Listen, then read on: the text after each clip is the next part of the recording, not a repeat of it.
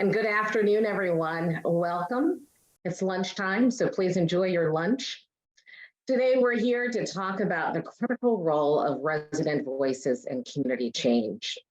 At United Way, we believe strong neighbors are at the core of strong neighborhoods. Our mission is to build upon the strengths, assets, and the power of those we serve with all of you. We purposefully engage residents as we develop new programs because we know their unique perspective and lived experiences are crucial to understanding and addressing the issues that we're all trying to tackle together. And I want to share just a few examples. Our neighborhood zones are resource hubs that are offering help with housing, food, employment, childcare, healthcare, the essentials, and more. The offerings at each zone are different and are based on the needs of residents because they've shared with us through community conversations, through focus groups, listening sessions. They've shared these kinds of concerns and needs, and we make sure that we listen before any services are offered. The other program that's really near and dear to my heart as a mom of a Black son, young man, soon to be senior in high school, and that's our Young Men United program, where we are looking to close education and earning gaps for young men of color in Baltimore by helping them achieve academic and job success.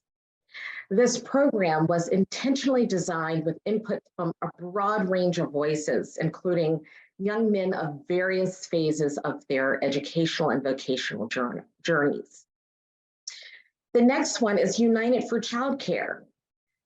We will leverage what we're learning in listening sessions and meetings with parents, providers, and leaders in this space.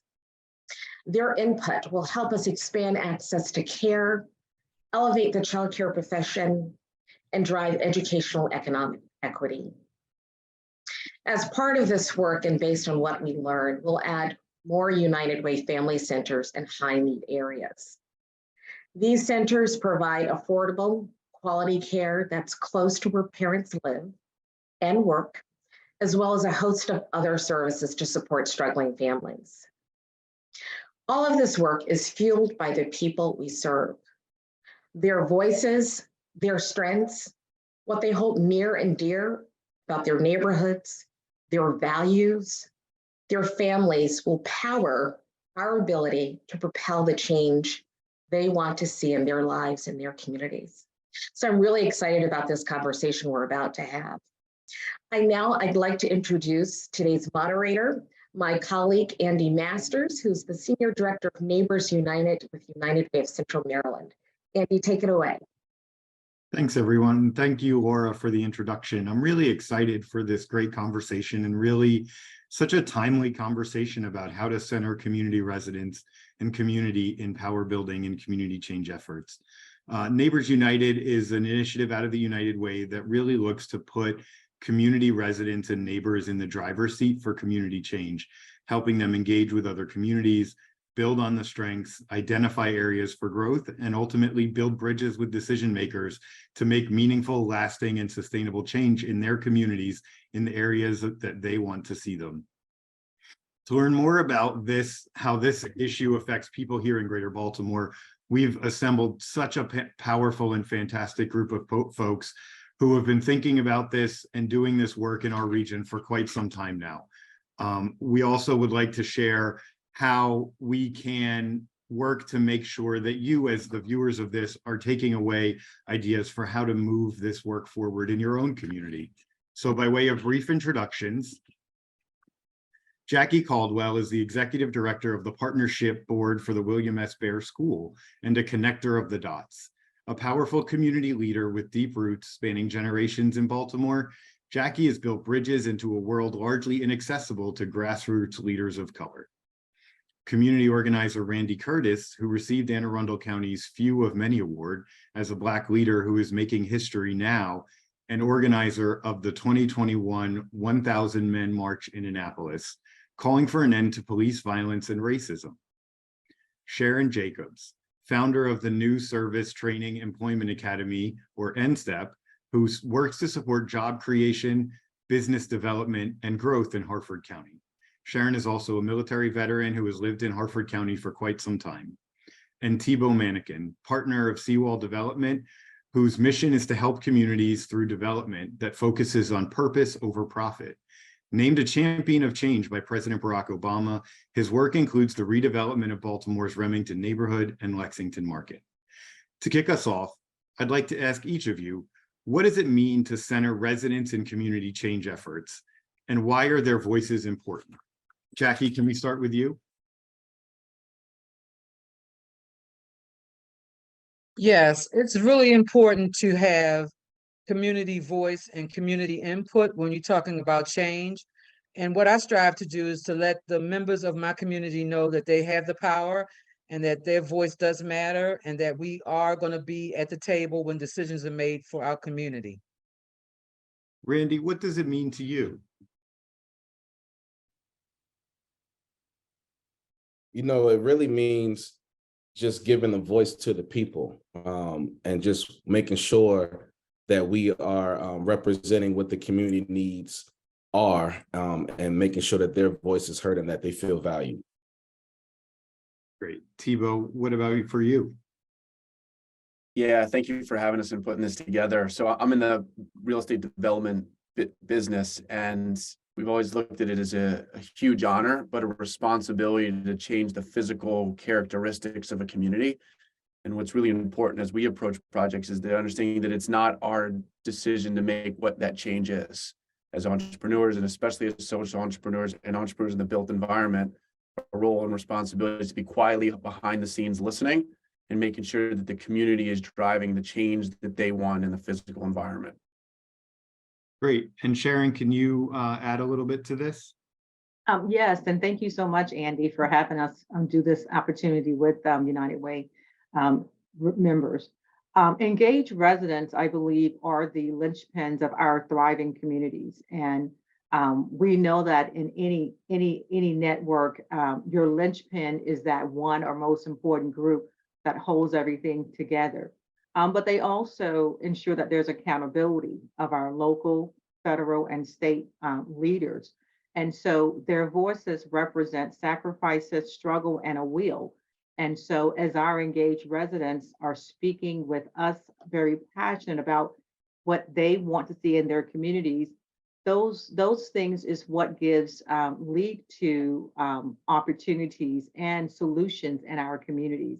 So I think it's important that we listen to our community members and that we engage with them and support them in where they want to go in their communities. Great. And Sharon, you talked about members of the community, and one of the groups within a community that your organization works closely with are young people. Can you tell me what strategies that you have used that have been successful in bringing younger community members, not just to the table, but to the head of the table, leading the strategic partnerships that are necessary to make the change that's needed? Yeah, so under NSTEP, New Service Trained Employment Program, some of our strategies are meeting the students where they are. One thing that I have done within my companies is that I will hire a young person and give them some tasks to lead and to share with us, the older members in my company, their viewpoints, their perspectives, so we can learn and listen from them. As of right now, I just had an event here in Harford County, our robotic skills challenge that was led by one of our high school team members who's going off to Towson University this fall. And the event was a huge success. We had community leaders, including our county councilmen, participate, as well as our school superintendent. So I am not afraid to allow a young person to share with me what their viewpoints are and to help them really gain a voice and understanding how to lead projects in the future. Thank you so much. Sharon talked about projects. Thibaut, the type of projects that you lead are slightly different. When residents are centered in planning development projects, those residents are much more likely to identify and address the needs and get results that matter to them. But I'm curious, how do you support and motivate the folks you work with, both residents and other partners like elected officials, community organizations, and others, to join together in making those changes? So we appreciate that. We talk a lot about how ideas come to life, right? And too often in life, we get a hold of the beginning stage of an idea and we claim it as our own. And when we do that, we limit that idea's growth and reach and potential. So we really always think about how do we make sure that everybody that this idea touches, that we are honored to be helping to work on, feels that elusive sense of being a part of something larger than themselves. And it really comes down to making sure that everybody that the idea touches feels that same sense of pride of ownership and authorship in what's going to be created. It's a fact that we love and take care of and nurse and cherish things more than we actually owned. It's the difference between owning a car and a rental car. It's the difference between owning a house and renting a house. That's for better or worse, it's human nature. And everybody on this call and the people listening are part of bringing about massive change. And I think the difference is that they understand that if it's seen as their idea and that they're the ones singularly pushing it forward, that idea has very little chances of succeeding at the level that we hope that it will. If everybody that the idea touches understands that it's theirs too to shape and mold and love and create and nurture, and the amount of people that will be pouring their heart and soul into the growth of an idea will take that idea to a point that it vastly exceeds any of our expectations as we set out to bring it to life. So that sounds really important to bring folks to the table, whether working with young people or in development, but it's not always easy. So Randy, what opposition or challenges have you encountered when trying to center resident voice in the conversation and in community change? Well, going into the community, I had to first identify, this was my strategy, was to identify who the alpha was, right? Get to know who the alpha male was. And then I had to show consistency within the community. I had to show my commitment to wanting what they wanted for their community and me being a help to that. And I reflect on a time where I was throwing a community event and just had some food out, the grill, moon bounce, snow cones, and just being consistent there. And the alpha male who was giving me some pushback at one particular time actually came out and started grilling with me. And so for me, I just think it's all about that consistency of that work, that FaceTime, that mentorship, that in your face, I'm there all the time, and just valuing the one-on-one conversations that I've had with different residents in the community, whether they're old, young, Black, white, Spanish speaking, it doesn't matter, just valuing and letting them know that their voice is valued, but more importantly, showing them the consistency of my presence and just being there and constantly taking the rejection and still doing it. Great. Jackie, how about you? What resistance or opposition to community leadership have you encountered, and what have you done to overcome it? Well, I was the president of the Greater Mondawmin Coordinating Council for 8 years. So that was my first time stepping into a community engagement role. And so because I was new in the role, but I was from the community, I lived in my same neighborhood since I was 4 years old. I had my finger on the pulse about what my neighbors were looking for, what they wanted to change. I just had to encourage them to know that we suffer from media genocide in a lot of neighborhoods, and the way we're talked about is not the way that we really are. So we encourage them to change the narrative about where we are and how we live. And so that helps to bring in partnerships, collaborations that we normally wouldn't have. I believe that once you prove that you are a part of the solution, then you'll find other people that will join in with you to make it happen. And so I had challenges in the beginning, but I've just been blessed to meet people who think like I think, who know how valuable neighborhoods are and how valuable the people are. And so my community is mainly made up of seniors. So I really am mindful about taking care of them, checking on them. We're family in this community. We're just not residents, as people call themselves. And so it's really important for them to know that we're here, that we see them, that we're listening, and more important, that we're going to stand up for what they need for their survival and for their, encouragement and for their well-being. And Sharon, when engaging with young people and putting them in the front, what challenges have you met when trying to do that work?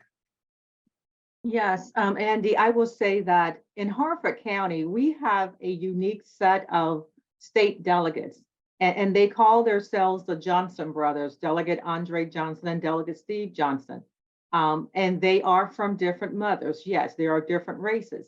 But the example that they have showed us in Harford County is that we can come together and work together for the good of the entire community.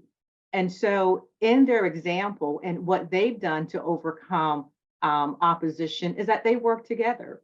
I recently ran for school board here in Harford County for my district.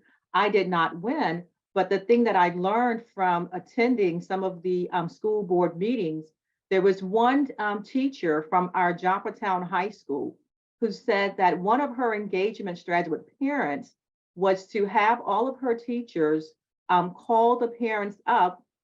They did a phone tree and they call all the parents up to just have a conversation to see how they were doing. And I thought that was the most effective strategy that any teacher or counselor of any public school could do, because it showed the parents, in my opinion, that I am concerned. I'm concerned about you, I'm concerned about your family, and my student who is your child. And so to me, that was just a phenomenal act of caring that we should show our parents and our students at all times. And so I have not done that, but I would love to be able to have the opportunity to connect with parents on that level to help them understand what INSTEP has to offer. Awesome. And Thibault, when you're working in communities on development, how have you overcome the challenges and obstacles to centering community members? So we're I talked a little bit about this in some of my other remarks, but we're really clear that when we're showing up to a community, our intent is to show up as a neighbor and not a guest. I think Jack talked about family, which is another step above of neighbor, and I'll have to start incorporating that into the conversation. But it's so true. Too often times in development, we show up and we tell the community what it is that we're going to give to them. As opposed to understanding that our roles is to listen to them and let them know that we are here for the long haul. And look, it takes time. I'm sure later on in the conversation, we'll talk about the Lexington Market Project. But in the beginning of that, very few people trusted us to help shepherd that process along. And they thought that our role was to come into that part of town and whitewash it and gentrify it and provide a bunch of space that was going to displace and outprice what the local residents were able to pay. And while as much as we said that wasn't what our intentions were, I don't blame anybody for not believing us. And over a 5-year period, I'd like to think that we really proved ourselves by making sure that our actions spoke louder than our words, and that we were able to deliver almost to a T the things that the people of Baltimore had asked for. So, you can't rush into these things, as all of the panelists here know, and you don't have any trust, or no matter what credibility you bring, until you bring it to that specific community, to that specific alpha male, to that specific senior center or wherever it might be. And the long and patient approach, I think, is kind of key to that. Great. Thank you, guys. That was a really great question. And I want to follow up, Jackie, with something for you. You talked about community as family. When folks feel like a family, when they believe that they're belonging to and of the community, they're more likely to work together and support one another towards their shared goals. Can you share a story with us about how you've seen this family approach work to benefit community? So I'm just going to use something really simple. Because I'm like implanted in my neighborhood, people pass away, right? Older seniors, like I had a senior 99 years old, she just was getting ready to turn 100. So because we're so connected to one another, it wasn't like it happened and we didn't know about it, or it happened and we didn't go to their house, we didn't send flowers, or that we didn't let them know that we love them and that we see them. And so that is really important when you live around people. Like they say in the Bible says, love your neighbor as yourself. And that means love everybody like you love yourself. And so that's how we try to show the love in the community, even if it's just picking up the trash in front of somebody's door because they're seniors, or making sure that the alley is clean. It's all about letting people know that you are with them, that you see them, that you care about them, most importantly, and that you can be trusted to produce whatever they're looking for. Mm. It's really an honor to serve community. It really is. I mean, it's like I said, I could be watching Young and the Restless, right? It's unpaid, sometimes it's unappreciated, but it's the best feeling in the world when you can look up and say, that light got put up there. You know, like small things people don't know about, how we're behind the scenes moving those needles that people aren't even aware of. I'm calling 311 when you block, I'm not, the way that we really, lift up the neighborhoods. My father told me once, it's not where you live, it's how you live. And that's the way I was raised. We were raised to not just clean up my front, but the whole block. And I still live that way. And so, it's just really an honor to serve community, because we are community and we all want the same things. It's just that somebody's got to be at the table so that people know that we are a voice to be reckoned with and a voice to be respected. Mm. Mm. I'm just going to let And that I'm at a sit lot of for a second. tables. Yeah, I'm going to let that sit for a second. So Randy, this community work often requires the building of momentum. Can you talk about how you've seen momentum over the last few years, particularly in your community, and what you've done to amplify the needs and bring to light challenges that residents face? Wow, great question. So the momentum first had to start with, as everyone said on the panel, building that trust, being in the community, but also them seeing you go above and beyond the expectations that they set on you. And as a Black man myself in America, as Miss Jackie said earlier, that the media portrays us in a certain light. And I wanted to, again, as she said earlier, change that narrative. So one day, this was during the whole, protesting with the George Floyd and the police brutality and things like that. And I thought to myself, what kind of a statement can I make to the community, to my local elected officials, and to the religious organizations, that there are some Black men in the state of Maryland, more specifically in my county, that is willing to show good character, to let you know we're here, to let you know that we don't want to see our communities destroyed. We don't want to see Black men lives put at risk. We want to protect our Black women, these type of things. And so I began to galvanize and envision really what we call the 1,000-man march. So I went to United Black Clergy for help. I went to the NAACP for help. I went to the Caucus of African American Leaders for help. And they really were the thriving force that I believe helped bring forth the elected officials, the local politicians. We even had people outside of our county, people in Bowie, PG County, Montgomery County. Everyone came out, and I was aiming for 1,000 African American men to show up and to show the world we are here for the betterment of our community, to protect our community, and to help it change. And what I got in response was so powerful, Andy. I got 3,000 African American men that showed up in the city of Annapolis, marching, protesting, saying we are here, putting fire behind in the feet of the local elected officials, if you will, and coming up with a strategy saying, no, you know what, we're going to go back to our communities and make it better. From there has been so many collaborations and partnerships. And one thing I want to say is that I wanted to show Black men as fathers, as well as leaders, as well. In fact, the 1,000-man march would not have been successfully planned if it wasn't for my father helping and really taking it by the helms and helping organize things. So shout out to my father, Antonio Palmer, for helping me do that. But that's what, and that carried over to the community. And from there, I was able to bring the elected officials to the community to meet with the residents face to face and hear what they have to say.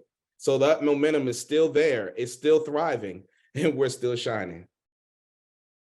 So You talked about going above and beyond. Jackie, you talked about honor to serve and the work that it takes. So this community centering work is hard. It's really challenging. And as folks who are of the community, who often grew up in the communities, Miss Jackie, as you're talking about where you currently work and have been deeply embedded there for quite some time, you've heard of folks who feel as though their voices have been minimized intentionally, kept away from the table, kept out of the conversation. How do you counter this minimalization, this marginalization of community voice? Let's start with Jackie on that one. So for me, I live in a neighborhood where people moved out and we moved in. And so the people who moved in could afford to live in the neighborhood. My neighbors were professors, lawyers, doctors. My father was what they called a laborer, because they told my father, we understand, Mr. Caldwell, you're a laborer. And my father said, well, I'll pay my bills and you'll pay your bills, right? So it's classism too within our own community. But of course, we were like, fabulous. So, everybody loved us. So it's like when you, what did you say, Andy? Because I'm just going on, my mind is just gone.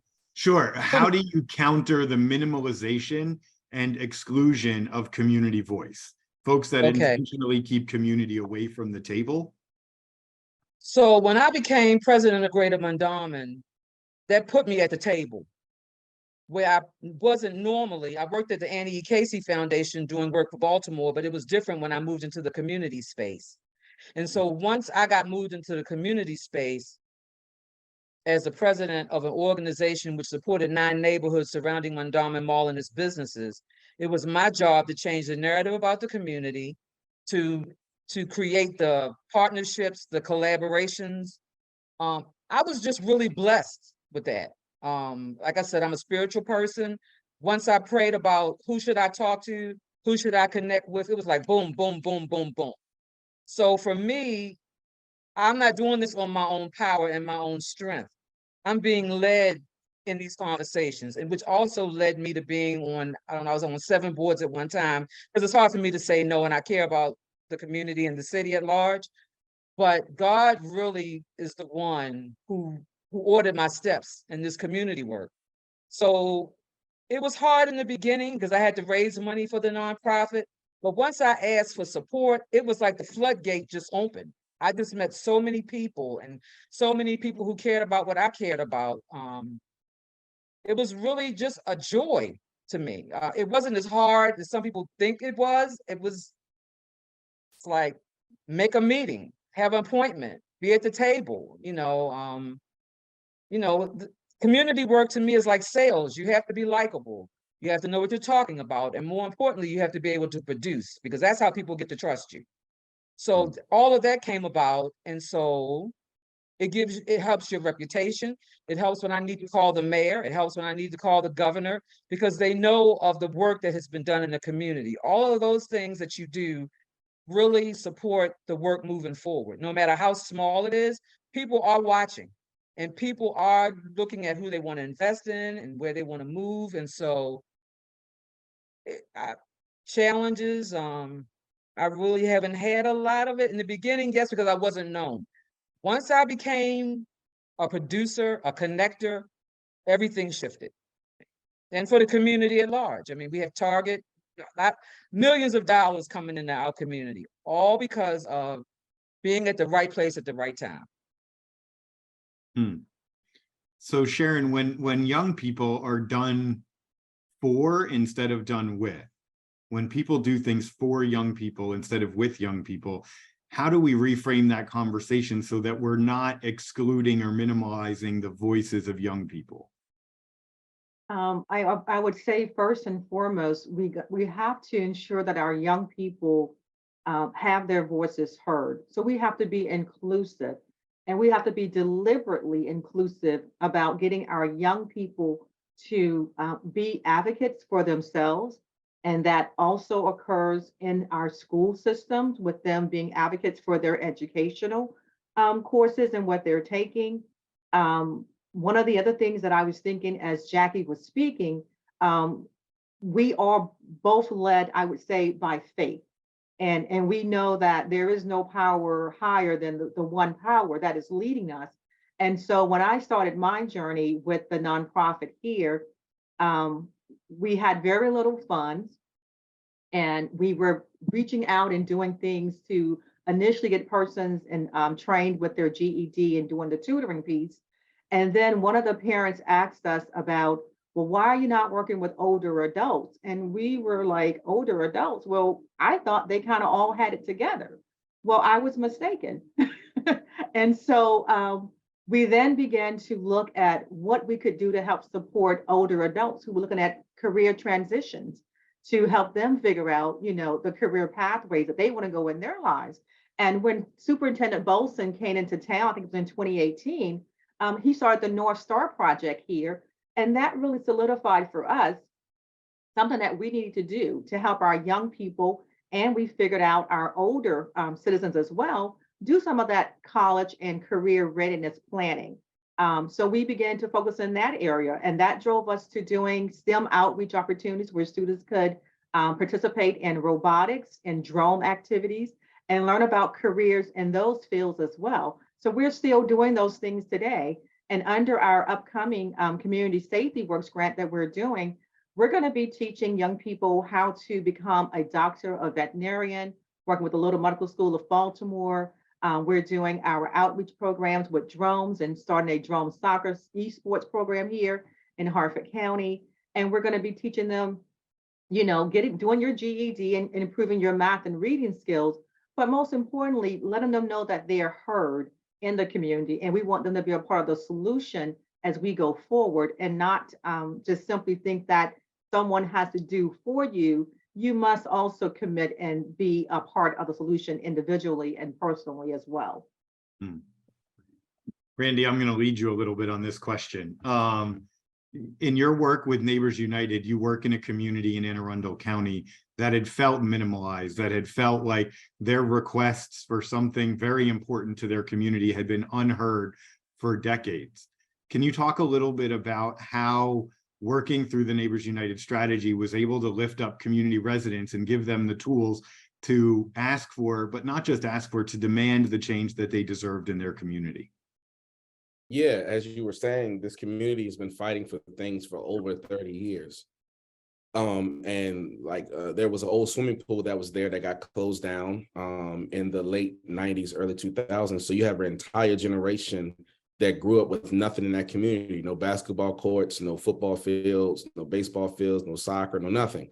And they kept getting promise after promise after promise after promise, and nothing happened, nothing tangible happened. So here I come, hey, and I have to give kudos to the Neighbors United pillars, about it really being resident driven, about empowering them. And oftentimes we go into communities with this savior complex, like I'm coming to save the day, not realizing that they already have the power within themselves to save and change whatever they want.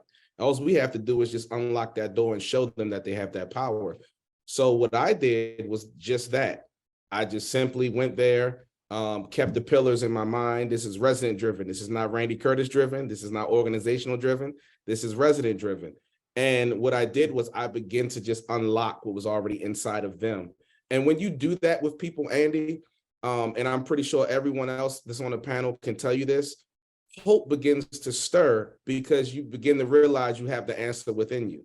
Oftentimes we get so caught up in the exterior that we forget the interior voice that we have, that God has given all of us, that we can come up with solutions ourselves.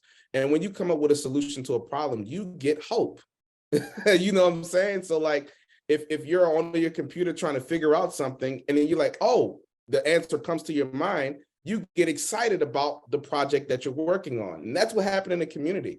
They got excited about the work, and that momentum and that hope was the driving force. Now, when disappointment comes, we have to be realistic with them about it.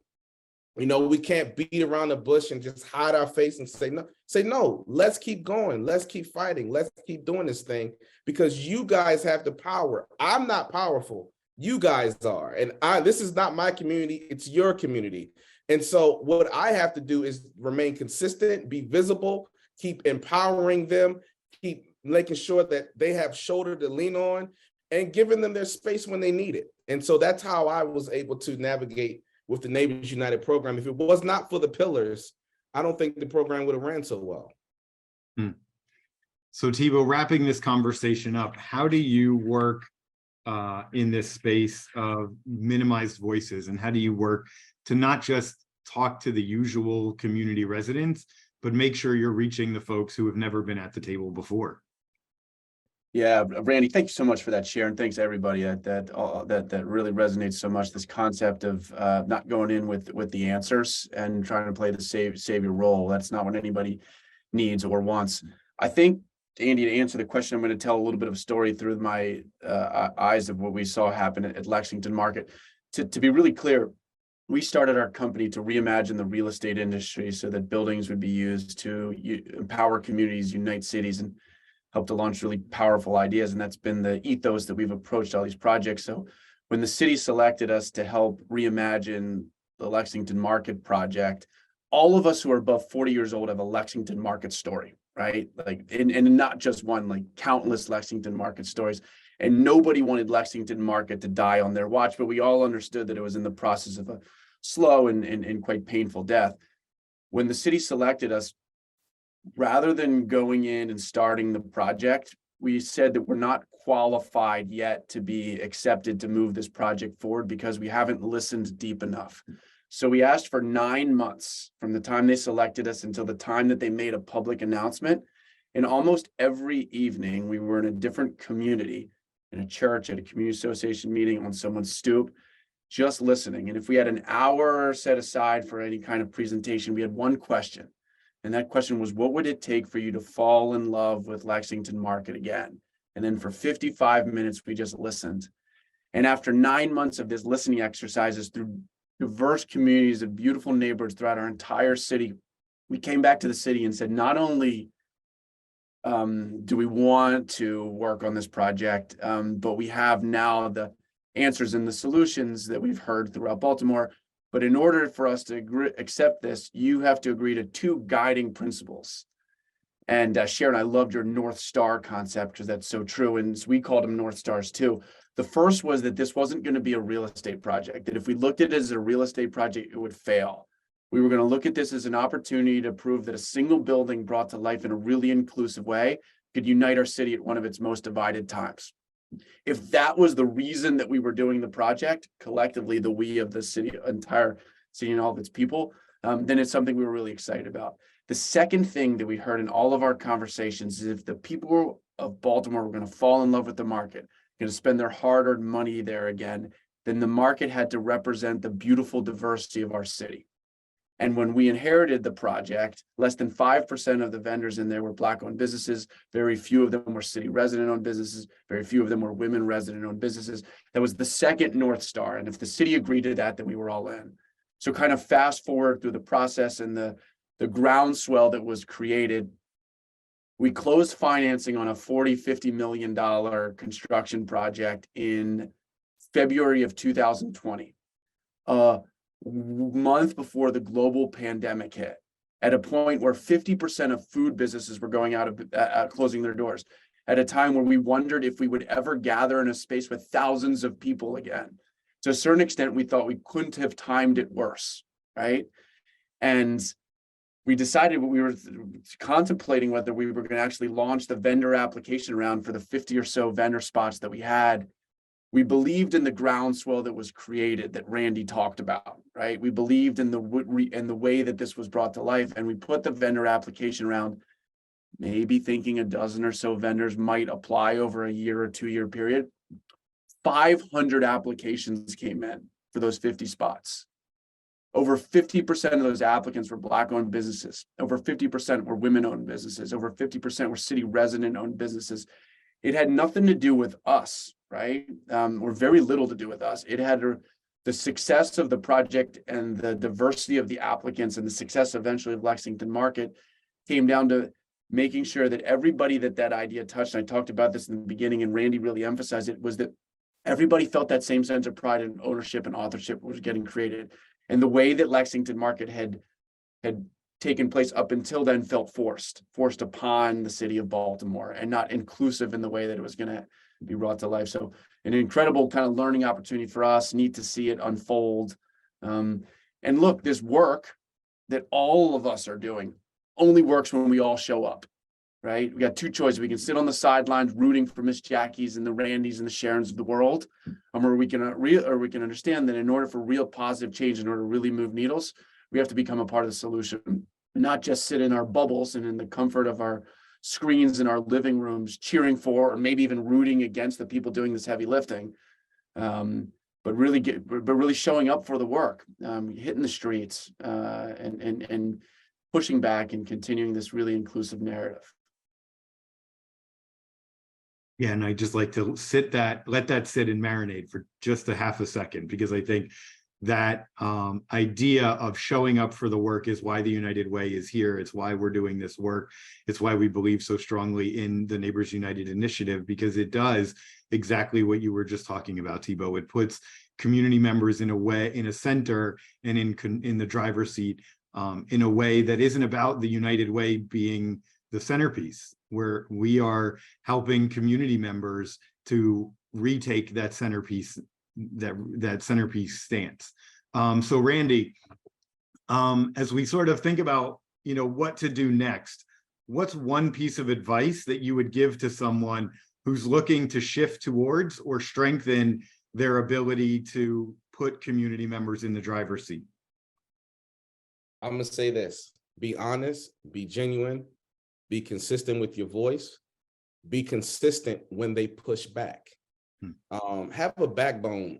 Sometimes you're going to get rejected. Just deal with it. It comes with the game. You got to also write down your vision, write down the people that you want to reach, the demographics, write down the organizations you want to partner with. Really make the vision happen, make those connections, and don't stop at no. People say no, you keep going, you keep pushing, get the skills you need. Whether look, you got YouTube, you got all these online platforms where you can take classes to handle any type of skill set you need and tools that you need, public speaking, etc. Get it done. Know that things can't change overnight. Have some patience, have some long suffering with this thing. And I want to say this, lastly, Andy, is you gotta have a sense of belief. There's a scripture that comes to my mind, that all things are possible to them that believe. If you don't believe in the work that you're doing, it's not going to happen. Your belief is going to give you the momentum to manifest it. Sharon, for you, what's one piece of advice that you would give folks? Randy gave some great tips about writing down vision and having the backbone. I see resonating in the chat already, Randy. Really, what is some other pieces, some things that folks can take with them if they want to start to do this work? I would agree with everything that Randy said, and I would simply add to it to say, be deliberate, be consistent, have a collaborative mindset. Know that you're going to get some no's and some pushbacks, but I think, as someone said in the chat, no just means not now. And maybe that's not the right organization or the right person that you need to connect with. So there's someone else out there that's willing to partner with you. You just got to keep pushing. There are so many people that are willing to help us in certain struggles. And sometimes through my efforts, I have found people who I never would have thought was willing to help me be some of my biggest supporters in what I needed to do. And so I would say to anyone who is looking to strengthen their community, just keep asking, keep knocking on the doors, keep asking your leaders for advice, and your community leaders, and just keep putting that request out there that, hey, I would like to do this. And I think the more that you put out what your vision is and what you're seeking to do, the help will come to you eventually. And I'm struck by the ability to walk the fine line between flexibility of not thinking you know all the answers, but consistently willing to listen while maintaining your own North Stars that Thibault talked about and Sharon talked about. That it's this is not simple work. It's not easy work. It's very nuanced work of being able to be consistent, to not take no as the first answer, but also to recognize that we don't know all the answers, that we're here to listen and learn as much as we are to build and support. Thibaut, what about you? What advice would you give to folks on the line? Look, I think in life, right, and particularly in Baltimore, we live in these silos, and it's detrimental to our collective growth. And I agree with everything the panel said. An add-on that I would have is the importance of pushing ourselves out of our comfort zones, of making sure that before we're passing judgment, that we're walking in the shoes of others, and to ask really beautiful, hard questions. Trust our gut on what those questions are, and make sure that we're not only listening deeply to the answers, but actually feeling into what is being said, so that it doesn't just pass over our surface, but it enters in us as citizens of Maryland and Baltimore and the other cities that we represent. But just doing our best to constantly push ourselves out of our comfort zones and breaking out of these silos that dictate too much of the narrative that we digest on a daily basis. What struck me when you were just talking is this is hard work, but it's people work. That community work is people work. It's getting out of the normal, comfortable circles that I am occasionally in, and getting to the places and the people that I have never had a conversation with because they've never been brought to the table. That to me is what I'm taking, Thibaut, from what you were just talking about. It's push your comfort level, and that's in the people work that we're doing as much as the sort of desk work and the thinking work. The people work is where, a lot of this has to come in. Community work, community is people. And so push yourself to be uncomfortable in those people conversations. Jackie, can you talk to us a little bit about your advice for folks? So I agree with what everybody said, and this was said to me once, that I'm fearless. And so in this community work, you have to be fearless. You have to be able to present, you have to be able to stand up. I mean, there's nobody I won't talk to, right? It's like, what do you do? Here's my card. I mean, so we talk about getting a no. If somebody tells me no, I'm really surprised, because I go in looking at my glasses half full, it's not half empty. So if somebody tells me no, I'm really surprised, like, what? No. And like you said, it may be no and not now, but I'm like, oh, I'll be back. Because how can you not want to play with me, right? So I go in with that kind of thinking, like I'm going in for a win. I'm not going into a meeting just to talk to you. I'm going in to get what I need to lift my community up. So I go in with that kind of mindset. So as a man thinketh, so he is. So in this community work, you really have to have the mindset of being positive, for being outspoken, for being fearless, charming, funny. I mean, we need all of that in this community work, right? And it's just like, it's like playing in a way, but playing for victory, playing for the win of your community, not for yourself, not for me to get some Stevie Wonder tickets, or for you to, talk about how wonderful I am. It's not about me, it's about him, and it's about all that we do to lift communities up. And when you lead with that, he will order your steps in a way that he will put you at the right tables with the right people, so that you'll have more yeses than nos. That's just been my experience. Good. I can't find a husband, but I can, help the community. I'm just saying. Good luck telling Jackie no, speaking from experience. That's right. All right, so our last question for the afternoon, and again, I can't reemphasize this work. This is really important work that's really challenging sometimes. It's challenging not just because it's hard, but because it takes a lot. We're pouring into our communities, we're pouring into other people, we're pouring into the things that we care about. And oftentimes what we have to step back to take care of ourselves. So tell us, what keeps you going? What keeps you moving forward? What do you do to keep trudging this road? Thibaut, can we start with you? Yeah, I've loved this conversation. From at 10 years old, I had these two questions start to grow in my head, which are, why are we so divided as human beings, and what are the creative ways that we can bridge those divides?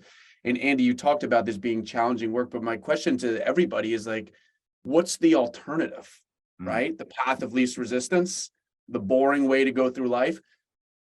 At some point, 60 years from now, I'm going to be sitting on my like deathbed. And I always ask myself, what decision will I wanted to have made?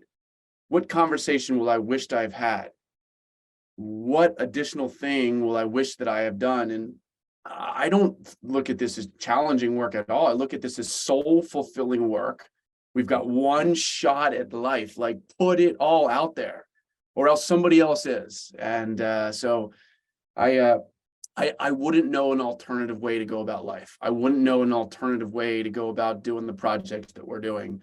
And I think challenging is the wrong word. I think inspiring is the word. And when you lead with that inspiration, or you're led by that inspiration, then everything is possible. I love to be reframed in that way. Thank you. Jackie, can you go next? Tell us what keeps you going.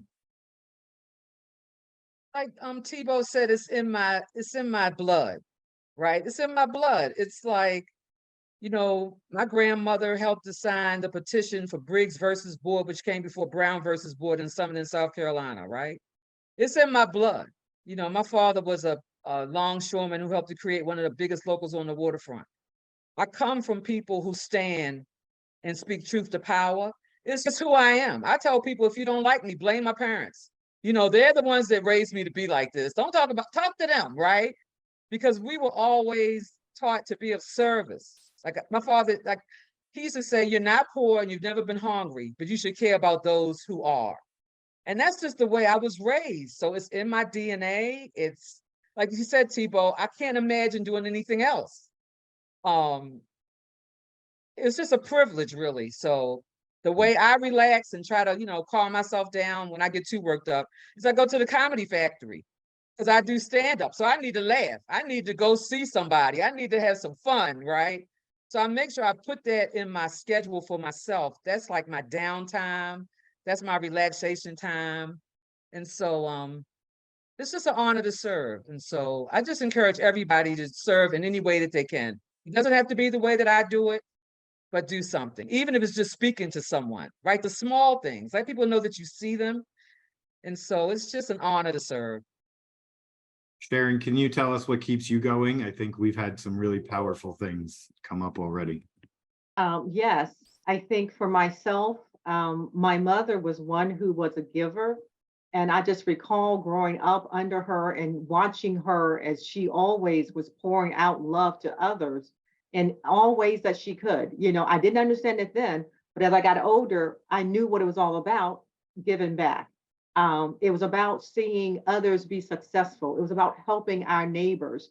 And so that passion is what has been in my heart and what I live and grow with every day. And so for me, what keeps me going is simply hope and faith and wanting to see others be successful in their lives. Great, great. I relate to wanting to see others be successful. Randy, can you take us home? What keeps you going? Oh man, what keeps me going, there's a famous quote by Mark Twain that says, the two most important days in a person's life is the day you were born and the day you find out why. If you are, let me speak to the future community organizers and organizations that's going to be continuing or doing this work.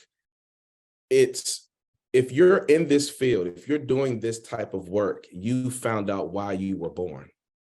And because you found out why you were born, you have to understand that there's something inside of you that is hidden in your vessel, in your earthen vessel that you have that can give you the willpower to keep going.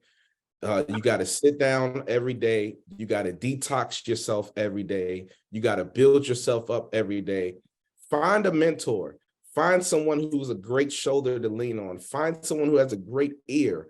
Find someone who can challenge you not to give up. But most importantly, and I'm going to leave with this because this is what keeps me going. It's not by might. It's not by power, but it's by his spirit.